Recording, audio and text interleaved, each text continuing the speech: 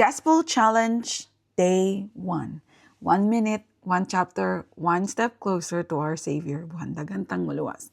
Sa Matthew chapter 1, mostly lista lang siya sa mga ngalan sa kaliwatan. Pero sa matag ngalan, aduna siya istorya, grasya, kapakyasan o paglaom.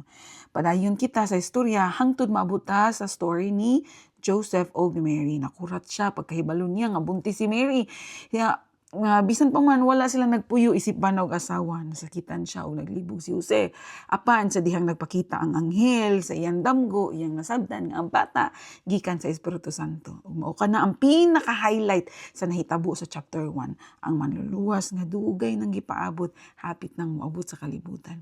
Ang Mateo chapter 1 nagpahinumdom nato nga bisan sa atong kinabuhi adunay mga sayop ug mga lisod nga bahin mahimo gihapon kining gamiton sa Ginoo para sa iyahang mas dako pa nga plano.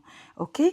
1 minute done, 1 chapter known, and 1 step closer to the Savior. Kita-kita kits sa sunod nga chapter. Bye!